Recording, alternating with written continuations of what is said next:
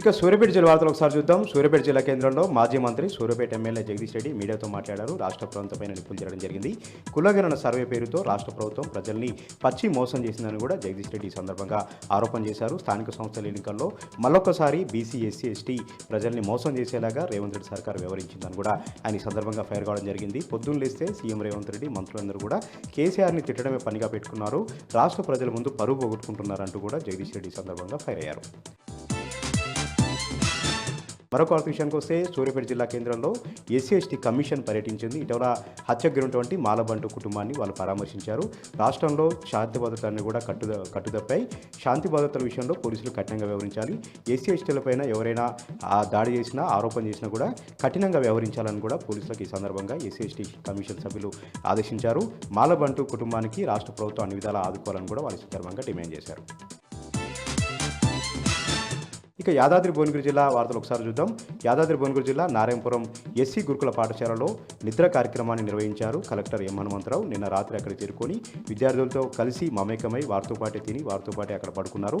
రాత్రి సమయంలో వారితో ఆటపాటలు కూడా నిర్వహించడం జరిగింది. విద్యార్థులందరూ కూడా క్రమశిక్షణతో చదువుకోవాలి. విద్యార్థులు 10వ తరగతి ఫలితాల్లో ఉత్తమ ఫలితాలు సాధించాలని కూడా ఈ సందర్భంగా చెప్పడం జరిగింది. ఇదే విధంగా ప్రతి గురుకుల పాఠశాలలో సాంఘిక సంక్షేమ హాస్టల్లో ప్రభుత్వ నిబంధనలకు అనుగుణంగా పక్కాగా మెను పాటించాలి. పేద విద్యార్థులు తల్లిదండ్రులకు దూరంగా ఉంటూ చదువుకుంటున్నారు. వారందరినీ కూడా కంటికి రెప్పలా కాపాడుకోవాలని కూడా అక్కడ ఉంటున్న సిబ్బందికి ఎం హనుమంతరావు ఈ సందర్భంగా సూచించడం జరిగింది. ఇక మరొక విషయానికి వస్తే చౌటుప్పల్ మండలంలో అడవి దున్న హల్చల్ చేస్తూ ఉంది. గత కొన్ని రోజులుగా పొలాల వెంట కనపడతా ఉంది. ఈ రోజు కూడా చిన్నకొండూరు, పెద్దకొండూరు గ్రామాల్లో అడవి దున్న పర్యటిస్తూ రైతుల కంటపడడంతో ఒక్కసారిగా భయభ్రాంతులకు గురయ్యారు. అటవీ శాఖ అధికారులకు ఫిర్యాదు చేశారు. వెంటనే అటవీ శాఖ అధికారులు అక్కడ చేరుకొని డ్రోన్ కెమెరాల ద్వారా దాన్ని పట్టుకునేటువంటి ప్రయత్నం చేస్తూ ఉన్నారు. ఇక నల్గొండ జిల్లా వార్తలు ఒకసారి చూద్దాం. నల్గొండ జిల్లా కేంద్రంలో వీఆర్ఐలు నిరసన కార్యక్రమాన్ని దిగారు. వీఆర్ఐల సమస్యలను పరిష్కరించడంతో పాటు వీఆర్ఐల వారసులకు ఏదైతే విలేజ్ లెవెల్ ఆఫీసర్ల పోస్టుల్లో వారికి ప్రాధాన్యత ఇవ్వాలని కూడా వారి సందర్భంగా డిమాండ్ చేయడం జరిగింది. తమ హక్కుల సాధన కోసం పోరాటం చేసినటువంటి వీఆర్ఐలను అరెస్ట్ చేశారు. వారందరినీ కూడా బేషరతుగా విడుదల చేయాలని కూడా వీఆర్ఐల సంఘం ప్రతినిధులు డిమాండ్ చేశారు.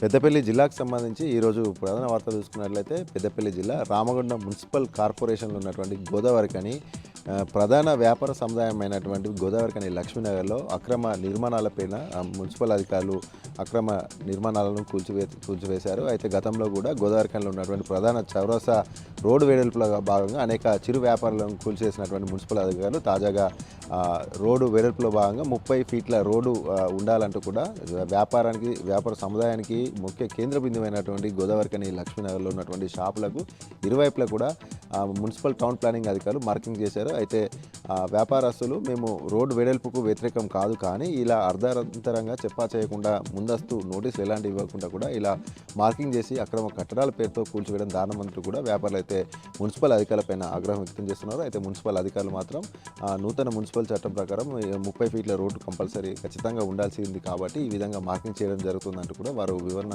ఇస్తున్నట్టు పరిస్థితి. ముఖ్యంగా ఈ యొక్క మార్కింగ్ అంతా కూడా లక్ష్మీనగర్లో ఉన్నటువంటి అజయ్ మెడికల్ షాప్ నుండి పాపులర్ షూ మార్కు, ఉల్లిగడ్డ బజార్, కళ్యాణ్ చౌరస్తా మీదుగా ఇలా ప్రధాన కేంద్రమైనటువంటి వ్యాపార సముదాయంలో ఇలా మార్కింగ్ చేస్తూ అక్రమ కట్టడాల పేరుతో కూల్చివేయడం దారుణమంటూ కూడా వ్యాపారస్తులు తీవ్రంగా ఆవేదన వ్యక్తం చేస్తున్నారు. అంతేకాకుండా ఓవైపు వ్యాపారాలు లేక షాపుల్లో పనిచేసేటువంటి వారికి జీతాలు కూడా సరిగా ఇవ్వలేని పరిస్థితిలో ఆర్థిక ఇబ్బంది పడుతున్నటువంటి మాకు ఇలా మున్సిపల్ అధికారులు ఇలా కట్టడాలు కూల్చడం దారుణం అంటూ కూడా వారు తీవ్రంగా ఆవేదన వ్యక్తం చేశారు. అలాగే మరొక ప్రధాన వార్త చూసుకున్నట్లయితే పెద్దపల్లి జిల్లా గోదావరిఖనిలో ఉన్నటువంటి బులియన్ మార్కెట్లో ఒక బంగారు నగల షాపు శ్రీనాథ్ జ్యువెలరీ యజమాని చెప్పా చేయకుండా షాపు వారం రోజుల నుండి కూడా మూసివేసి పరారైనటువంటి పరిస్థితులు. అయితే ఈ నేపథ్యంలోనే బాధితులు శ్రీనాథ్ జ్యువెలరీ యాజమాని తనజీకి ఇచ్చినటువంటి బాధితులంతా కూడా ఈరోజు షాప్ ముందట ఎదుట ఆందోళన నిర్వహించారు. అయితే శ్రీనాథ్ జ్యువెలరీ యజమానులు అండ్ అతని కుమారులు కూడా పెద్ద ఎత్తున కూడా గత 40 ఏళ్ళ నుండి నమ్మకంగా ఇక్కడ గోదావరిఖనిలో బంగారు ఆభరణాలు అమ్ముకుంటూ కూడా బంగారు వ్యాపారం చేసినటువంటి వీరు నమ్మకంగా ఉంటూ గోదావరిఖనితో పాటుగా ఇతర చుట్టుపక్కల ఉన్నటువంటి ప్రాంత ప్రజల నుండి కూడా పెద్ద ఎత్తున కూడా వడ్డీ రూపంగా డబ్బులు అప్పుగా తీసుకున్నటువంటి నేపథ్యంలో వీరందరూ కూడా ఒకే దఫా డబ్బులు ఎగ్గొట్టి ఉడాయించిన వెళ్ళినటువంటి పరిస్థితి. దీంతో బాధితులంతా కూడా ఈ విషయం తెలుసుకొని ఈరోజంతా జ్యువెలరీ ముందు కూడా ఆందోళన చేపట్టారు. అయితే 30 ఏళ్ల నుండిగా నమ్మకంగా ఉన్నారు కాబట్టి ₹2 చొప్పున కూడా వడ్డీకి ఇచ్చామంటూ కూడా బాధితులు లబ్బదిబ్బు అంటున్నారు. ఎలాంటి పేపర్లు కూడా అంటే సరే అప్పు తీసుకున్న విధంగా కాగితాలు కూడా లేవు మా వద్ద, మాకు పోలీసులు న్యాయం చేయాలంటూ కూడా బాధితులు అయితే శ్రీనాథ్ జ్యువెలరీ ముందు అయితే ఆందోళన బాటపట్టారు. అలాగే మరొక ప్రధాన వార్త చూసుకున్నట్లయితే పెద్దపల్లి పట్టణ కేంద్రంలో ఉన్నటువంటి పలు కిరాణా షాపుల్లో పెద్దపల్లి మున్సిపల్ అధికారులు అయితే దాడులు చేయడం జరిగింది. ప్లాస్టిక్ రహిత సమాజాన్ని నిర్మించడంలో ఉద్దేశంగా ఈరోజు చెప్పా చేయకుండా అంటే ఆకస్మికంగా మున్సిపల్ అధికారులు తనిఖీలు చేపట్టారు. పలు కిరాణా షాపుల్లో ఆకస్మిక తనిఖీలు చేసి ప్లాస్టిక్ కవర్లు, ప్లాస్టిక్ గ్లాసులు, అలాగే ప్లాస్టిక్ సంబంధించినటువంటి పదార్థాలను కూడా స్వాధీనం చేసుకోవడం జరిగింది. అయితే చుట్టుపక్కల ఉన్నటువంటి కిరాణా షాపుల్లో దాడులు చేస్తున్నటువంటి మున్సిపల్ అధికారులను చూసినటువంటి మిగతా కిరాణా షాపుల వ్యాపార యజమానులంతా కూడా షాపులన్నీ కూడా క్లోజ్ చేసుకొని పారిపోయినటువంటి పరిస్థితి. ఇదే విచిత్రం అంటూ కూడా స్థానికంగా ప్రజలంతా కూడా గుమిగూడి విచిత్రంగా చూస్తున్నటువంటి పరిస్థితి.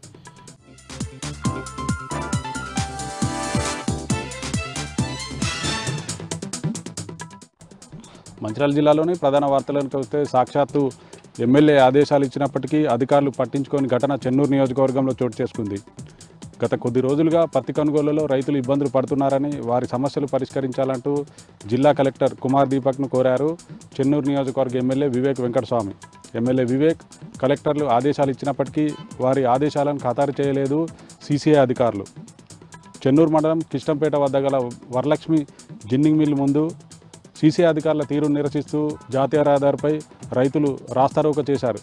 దీంతో భారీగా ట్రాఫిక్ జామ్ ఏర్పడింది.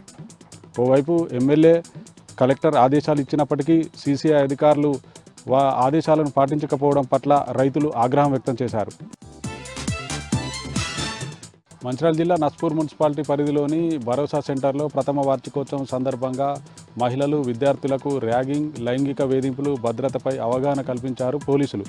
ఈ కార్యక్రమంలో మంచిర్యాల డీసీపీ భాస్కర్తో పాటు షీ టీం సభ్యులు పాల్గొన్నారు. కొమరంభీం ఆసిఫాబాద్ జిల్లా మహారాష్ట్ర నుంచి తెలంగాణకు అక్రమంగా మద్యాన్ని తరలిస్తున్న వ్యక్తిని సిర్పూర్ టీ వద్ద అదుపులోకి తీసుకున్నారు పోలీసులు. 13,500 రూపాయల విలువ గల దేశీదారు మద్యంతో పాటు బైక్ను స్వాధీనం చేసుకొని ఒకరిపై కేసు నమోదు చేశారు పోలీసులు.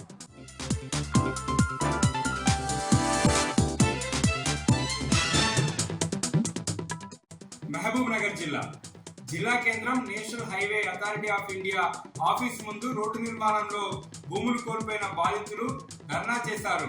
తమకు నష్టపరిహారం వెంటనే చెల్లించాలని డిమాండ్ చేస్తూ ప్లకార్డులతో నిరసన తెలియజేశారు. 19 గ్రామాల పరిధిలో దాదాపు 3,200 మంది బాధితులను నష్టపరిహారం చెల్లించకుండా నేషనల్ హైవే అధికారులు ఇబ్బంది పెడుతున్నారని ఆవేదన వ్యక్తం చేశారు. 2019 నుంచి ప్రభుత్వ ఆఫీసుల చుట్టూ తిరుగుతున్నప్పటికీ కూడా తమకు న్యాయం జరగట్లేదని ఆవేదన వ్యక్తం చేశారు. రాష్ట్ర ప్రభుత్వం కూడా నేషనల్ హైవే అధికారులతో మాట్లాడి వెంటనే న్యాయం జరిగేలా చూడాలని బాధితులు డిమాండ్ చేశారు. మహబూబ్ నగర్ జిల్లా బాల్నగర్ మండల కేంద్రం బాలికల గురుకుల పాఠశాలలో 10వ తరగతి చదువుతున్న విద్యార్థి ఆత్మహత్య చేసుకుంది. ఉదయం 6:30 ప్రాంతంలో క్లాస్ రూమ్ లోకి వెళ్లి ఆరాధ్య అనేటటువంటి విద్యార్థి చీరతో ఉరేసుకుంది. వెంటనే గమనించినటువంటి తోటి విద్యార్థులు అక్కడ ఉన్న సిబ్బంది షాద్నగర్ ప్రభుత్వ ఆసుపత్రికి తరలించారు. అప్పటికే మృతి చెందినట్లుగా వైద్యులు తెలిపారు. కల్వకుర్తికి చెందిన ఆరాధ్య మృతిపై తల్లిదండ్రులు అనుమానం వ్యక్తం చేస్తున్నారు.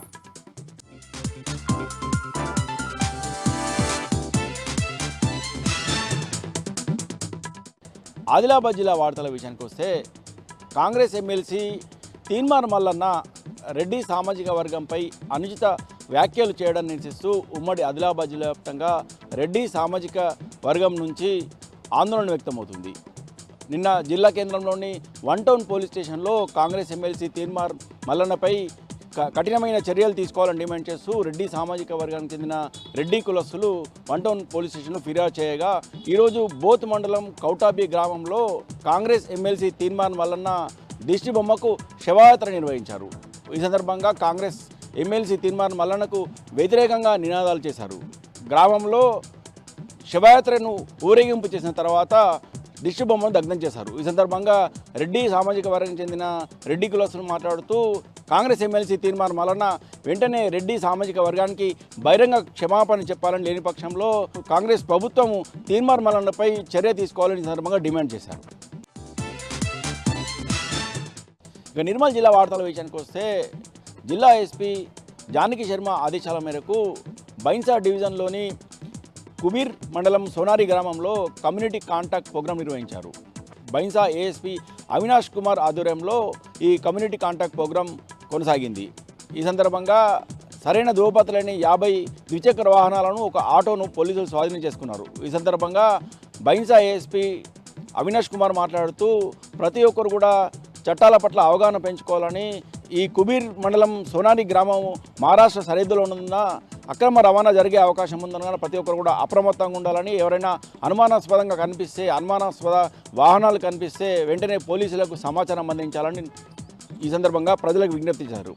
అలాగే గ్రామస్తులు శాంతి భద్రతల పర్యవేక్షణకు తమ సహకారాన్ని అందించాలని విజ్ఞప్తి చేశారు. ఇక ఈరోజు నాగర్ కర్నూలు జిల్లా ప్రధాన వార్తలు చూసినట్టయితే కల్వకుర్తి నియోజకవర్గంలోని ఆమన్గల్లో ఈ నెల 13న రైతు దీక్ష ఏర్పాటు చేస్తున్నట్టు మాజీ ఎమ్మెల్యే జైపాల్ యాదవ్ తెలిపారు. ఈరోజు రైతు దీక్షకు సంబంధించినటువంటి ముఖ్య కార్యకర్తల సన్నాహక సమావేశం కల్వకుర్తిలో ఏర్పాటు చేశారు. ఈ సన్నాహక సమావేశానికి మాజీ ఎమ్మెల్యే జైపాల్ యాదవ్తో పాటు రాష్ట్ర ఫుడ్ కమిషన్ చైర్మన్ గోలి శ్రీనివాసరెడ్డి, మిషన్ భగీరథ మాజీ వైస్ చైర్మన్ ఉప్పల వెంకటేష్తో పాటు మాజీ మున్సిపల్ చైర్మన్ ఎడమ సత్యం, మాజీ జడ్పీటీసీ, మాజీ ప్రజాప్రతినిధులు, బీఆర్ఎస్ పార్టీ అధ్యక్షులు సంబంధించినటువంటి నాయకులు, కార్యకర్తలు పాల్గొన్నారు. 13న జరిగేటువంటి రైతు దీక్షకు సంబంధించి కేటీఆర్ గారు పాల్గొంటున్నారు కాబట్టి ఖచ్చితంగా పెద్ద ఎత్తున రైతులతో పాటు కుల సంఘాలు ప్రతి ఒక్కరు కూడా హాజరై రైతు దీక్షను విజయవంతం చేయాలని చెప్పి మాజీ ఎమ్మెల్యే జైపాల్ యాదవ్ పిలుపునిచ్చారు. మరొక వార్త చూసినట్టయితే అచ్చంపేట నియోజకవర్గ కేంద్రంలో ఈరోజు గద్దర్ విగ్రహ కమిటీ ఆధ్వర్యంలో భారీ ర్యాలీ నిర్వహించారు, నిరసన ర్యాలీ నిర్వహించారు. కేంద్ర సహాయ మంత్రి బండి సంజయ్ గద్దర్ పైన చేసినటువంటి అనుచిత వ్యాఖ్యలకు నిరసనగా ఈరోజు వాళ్ళు భారీ ర్యాలీ తీశారు. ఈ సందర్భంగా వాళ్ళు మాట్లాడుతూ బండి సంజయ్ని క్యాబినెట్ నుంచి వెంటనే బర్తరఫ్ చేయాలని చెప్పేసి, గద్దర్ పైన వ్యాఖ్యలు చేయడం ఏంటని చెప్పేసి కూడా వాళ్ళు ప్రశ్నించినటువంటి పరిస్థితి. ఇలాంటి వ్యాఖ్యలు చేసినటువంటి బండి సంజయ్ని వెంటనే కేంద్ర క్యాబినెట్ నుంచి బర్తరఫ్ చేయాలని చెప్పేసి కూడా వాళ్ళు ర్యాలీ నిరసన చేసినటువంటి సందర్భంగా వాళ్ళు డిమాండ్ కూడా చేసినటువంటి పరిస్థితి కనిపించింది. మరొక వార్త చూసినట్టయితే కల్వకుర్తి టు నంద్యాల వెళ్ళేటువంటి జాతీయ రహదారికి సంబంధించి తాడూరులో బైపాస్ రోడ్డు దళితుల భూముల నుంచే తీసుకెళ్తుండటంతో వాళ్ళు కొద్ది రోజుల క్రితం శేఖర్, కురుమూర్తి అనే ఇద్దరు వ్యక్తులు కూడా ఆత్మహత్య యత్నానికి పాల్పడడంతో వాళ్ళని పరామర్శించడానికి ఈరోజు మాల మహానాడు రాష్ట్ర అధ్యక్షుడు పిల్లి సుధాకర్ వచ్చి వాళ్ళని పరామర్శించిన అనంతరం ఎటు నుంచి అయితే సర్వే చేశారో ఆ సర్వే వద్ద కూడా వాళ్ళు పరిశీలించినటువంటి పరిస్థితి. పెత్తందారుల భూములు వదిలిపెట్టి పేదల భూముల పైనుంచి సర్వే చేయడం ఏంటని చెప్పేసి వాళ్ళు ఆయన ప్రభుత్వం పైన మండిపడ్డటువంటి పరిస్థితి కనిపించింది. ఎట్టి పరిస్థితుల్లో కూడా పేదల భూముల నుంచి సర్వే చేసినా కానీ మళ్ళీ సర్వేని క్యాన్సిల్ చేయాలని చెప్పేసి పెద్దల భూములు వదిలిపెట్టి పేదల భూముల పైనంగా రోడ్లు వేయడం ఏంటని చెప్పేసి కూడా ఇదే కొనసాగితే పెద్ద ఎత్తున మాల మహానాడు ఆధ్వర్యంలో ఆందోళన చేపడతామని చెప్పేసి కూడా మాల మహానాడు రాష్ట్ర అధ్యక్షుడు పిల్లి సుధాకర్ ప్రభుత్వాన్ని హెచ్చరించినటువంటి పరిస్థితి కనిపించింది. మరొక వార్త చూసినట్టయితే చారగొండ మండల కేంద్రంలో బైపాస్ రోడ్డు కోసం 29 ఇండ్లు కూల్చడంతో ఈరోజు సిపిఎం జిల్లా కార్యదర్శి పర్వతాలు ఎవరైతే బాధితులు ఉన్నారో వాళ్ళని పరామర్శించారు. ఈ సందర్భంగా ప్రభుత్వాన్ని పర్వతాలు డిమాండ్ చేసినటువంటి పరిస్థితి కనిపించింది. ఎట్టి పరిస్థితుల్లో వాళ్లకు పునరావాసం కల్పించడంతో పాటు ఇండ్లను నిర్మించి ఇవ్వాలని, లేని పక్షంలో కలెక్టరేట్ వద్ద బాధితులతో కలిసి ధర్నా చేపడతామని చెప్పేసి కూడా పర్వతాలు ప్రభుత్వాన్ని హెచ్చరించినటువంటి పరిస్థితి కనిపించింది. మొత్తంగా చూసినట్టయితే అక్కడ నిరుపేదలైనటువంటి ఇండ్లు చాలామంది కూడా కోల్పోవాల్సి వచ్చిందని చెప్పేసి వాళ్ళకి ఎలాంటి పునరావాసం కల్పించకుండా తాత్కాలికంగా వాళ్ళకు కొంత ఆర్థిక సహాయం అందించి చేతులు దులుపుకున్నటువంటి ప్రభుత్వం పైన ఆయన మండిపడ్డటువంటి పరిస్థితి కనిపించింది.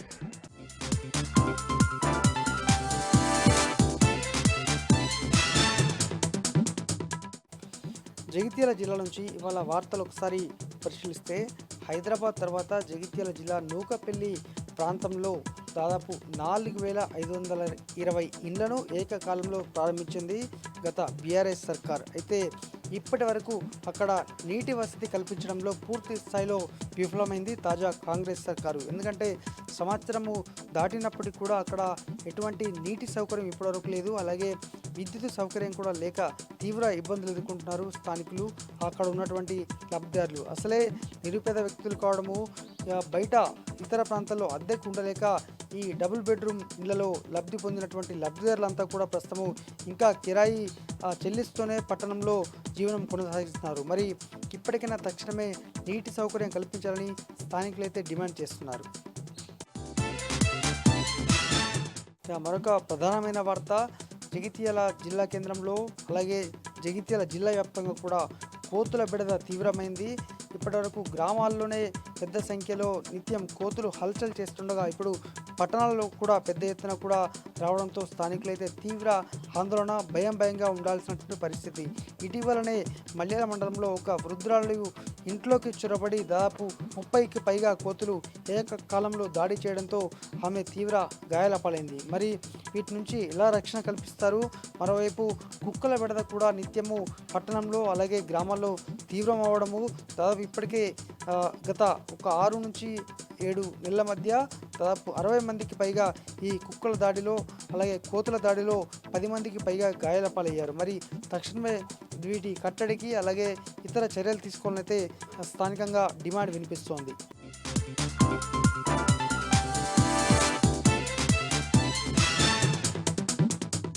ఉమ్మడి మెదక్ జిల్లాలో ఈరోజు ప్రధాన వార్తలు ఈ విధంగా ఉన్నాయి. సిద్దిపేట జిల్లా వార్తలు వచ్చేసరికి సిద్దిపేట నియోజకవర్గంలో ఈరోజు 4వ రోజు కూడా బీఆర్ఎస్ పార్టీకి సంబంధించిన జెండా ఆవిష్కరణ కార్యక్రమాలు గ్రామాల్లో విరివిగా కొనసాగాయి. ఇటు నంగునూరు మండలంతో పాటు సిద్దిపేట రూరల్ మండలము అట్లాగే నారాయణరావుపేట మండలంలో కూడా జెండా ఆవిష్కరణ కార్యక్రమాలు జరిగాయి. మాజీ మంత్రి హరీష్ రావు ఆదేశాల మేరకు బీఆర్ఎస్ పార్టీ స్థానిక నాయకులు, ఇన్ఛార్జీలు కలిసి గ్రామాల్లో పెద్ద ఎత్తున జెండా ఆవిష్కరణ కార్యక్రమాలు నిర్వహిస్తున్నారు. పార్టీని బలోపేతం చేసే లక్ష్యంగా ఈ కార్యక్రమం జరుగుతుంది. వచ్చే స్థానిక సంస్థల ఎన్నికల్లో అన్ని గ్రామాల్లో కూడా బీఆర్ఎస్ పార్టీ జెండా ఎగురవేయడమే లక్ష్యంగా ఈ కార్యక్రమాలు కొనసాగుతున్నాయి. అందులో భాగంగా నారాయణరావుపేట మండలం ఇబ్రహీంపూర్ గ్రామంతో పాటు సిద్దిపేట రూరల్ మండలంలోని పలు గ్రామాల్లో కూడా ఈరోజు బీఆర్ఎస్ పార్టీ జెండా ఆవిష్కరణ జరిగింది. ఈ కార్యక్రమాల్లో సుడా మాజీ చైర్మన్ రవీందర్ రెడ్డితో పాటు పలువురు ముఖ్య నాయకులు పాల్గొన్నారు.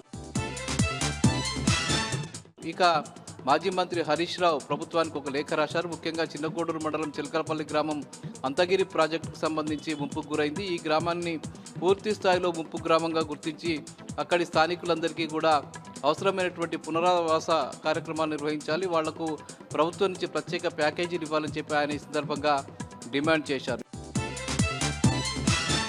ఇక సిద్దిపేట ప్రెస్ క్లబ్లో ఈరోజు మాజీ ఎమ్మెల్సీ, మాజీ జర్నలిస్ట్ ఆర్ సత్యనారాయణ సంతాప సభ జరిగింది. ప్రజా సంఘాల ఆధ్వర్యంలో, ఆయన మిత్రుల ఆధ్వర్యంలో జరిగింది.